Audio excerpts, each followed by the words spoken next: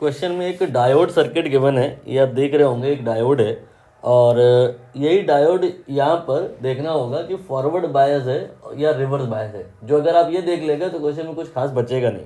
But फिर भी पूरा क्वेश्चन एक बार मैं ब्रीफ कर दूं कि यहाँ पर ये जो डायोड है उसके सीरीज में एक रेजिस्टेंस है और इस कॉम्बिनेशन के साथ एक रेजिस्टेंस और है और इस पूरे के साथ एक रेजिस्टेंस और है। कुल मिला के ऐसा एक सर्किट आपको जो दिख रहा है उसमें आपको एक एक जो ऑप्शन है चेक करना है। जैसे कि पहले में एम्पियर के थ्रू करंट निकालनी है, अमीटर के थ्रू नेट रेजिस्टेंस सर्किट का निकालना है। ये जो BC है इसके क्रॉस कितना आएगा वोल्टेज ये बताना है, इसमें डायोड में करंट कितना होगा ये बताना है। तो अब तक आपने सोच लिया होगा कि डायोड फॉरवर्ड बायस है या रिवर्स बायस। ये कैसे पता चलता है? It depends on the polarity of the battery. Polarity battery की जो है ये सजेस्ट कर रही है कि ऊपर की तरफ पॉजिटिव और नीचे की तरफ नेगेटिव होगा और करंट का जो टेंटेटिव फ्लो होता है वो पॉजिटिव से नेगेटिव होता है। तो यहाँ पर हम पॉजिटिव से करंट को निकाले हैं, पॉइंट A पर पहुँचा दिए और इसके दो पार्ट होंगे। एक पार्ट तो सीधा नीचे आ जाएगा, एक B की तरफ चला जाएगा। अब ये जो टेंटेटिव फ्लो करंट का है आप देख लीजिए डायोड में बने हुए एरो से मैच कर रहा है या अपोज कर रहा है। जो अगर मैच कर रहा हो तो कहा जाता है कि ये तो फॉरवर्ड बायस है और नहीं तो फिर वो रिवर्स हो जाता है। फॉरवर्ड बायस डायोड होने की परिस्थिति में हम डायोड को करते क्या है, वहाँ से हम उसे हटा देते हैं और उसकी जगह पर एक कनेक्टिंग वायर एज्यूम कर लेते हैं। तो यहाँ पर मैंने ये एक कनेक्टिंग वायर यहाँ पे एज्यूम कर लिया और अब आपका जो सर्किट है नॉर्मल करंट इलेक्ट्रिसिटी वाला जो डीलिंग होता है वैसे ही हो जाएगा कि ये 4 के और 4 के जो दो रेजिस्टेंस आपको दिख रहे हैं they will be in parallel, so equivalent will be 2। Now इसके बाद में ये वाला जो 4 होगा यहाँ पर ऐसे ही बन जाएगा। इसके बाद में इधर पे अमीटर बन जाएगा और इसके बाद में इधर पे बैटरी आ जाएगा 12 वोल्ट का और अब आपको दिख रहे होंगे दो रेजिस्टेंस और ये दोनों हैं आपके सीरीज़ में। सीरीज़ में इनको आपको कंबाइन करने के लिए सिंपल जोड़ देना है। 4 और 2 मिला करके बात करें तो ये 6 ओम हो जाएगा और इस 6 ओम में जो वोल्टेज आएगा वो 12 वोल्ट का आएगा। तो करंट जो होगा वो V/R यानी कि 2 एम्पियर हो जाएगा।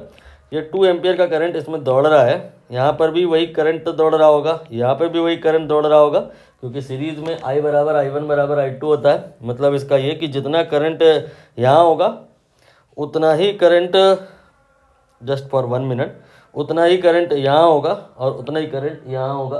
तो हर जगह करंट एक बराबर आएगा। तो अमीटर में करंट यहाँ से प्रूफ हो गया कि 2 एम्पियर होगा। ये वाली स्टेटमेंट सही हो गई। अब आगे यहाँ कह रहे हैं इसका नेट रेजिस्टेंस भी निकालो, वो तुमने निकाल लिया, वो तो 6 आया, इन्होंने 8 लिखा है तो ये गलत है। इसके बाद इनका कंसर्न है BC या डायोड, यानी कि ये जो डायोड है इसमें करंट कितनी होगी। तो यहाँ पर आप इस 2 ओम को फोकस करो। कौन वाले को? इस 2 ओम को। तो इस 2 ओम को फोकस करोगे तो इसमें करंट आप बता चुके हो कितना होगा। करंट आपने बताया था कि 2 एम्पियर होगा।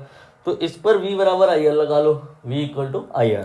तो I ये 2 एम्पियर है और R ये 2 ओम है। तो 4 वोल्ट का वोल्टेज आ गया कहाँ पर? 2 ओम में। अभी आपके दिमाग में जो अगर आ रहा हो कि टोटल 12 में से 4 इधर आ गया तो 8 किधर गया? वो इधर आ गया।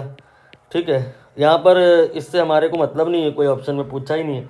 बाकी ये जो 2 ओम है ये आपको क्लियर हुआ ना कि ये आपका पैरेलल इक्विवेलेंट है। किसका और किसका? 4 का एंड 4 का।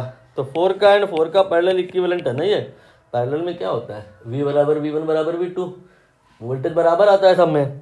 यानी कि जितना इसमें होगा उतने इसमें होगा उतनी इसमें होगा। तो होगा कितना? ये आपने यहाँ निकाला, 4 वोल्ट इधर होगा, 4 वोल्ट इधर होगा। यानी कि करंट इधर पे 1 एम्पियर होगी और इधर पे भी 1 एम्पियर होगी। तो ये जो अगर BC में करंट आप कह रहे हो 1 एम्पियर है तो डायोड में भी तो वही होगी। डायोड में करंट प्रूफ हो गया 1 एम्पियर का होगा। यहाँ इन्होंने यही लिखा है, ये सही है। और BC में वोल्टेज आपने निकाला 4 वोल्ट, इन्होंने भी वही लिखा है। तो 3 तो स्टेटमेंट A और C और D यहाँ पे सही हो गया है। ऑप्शन B टिक करना पड़ेगा।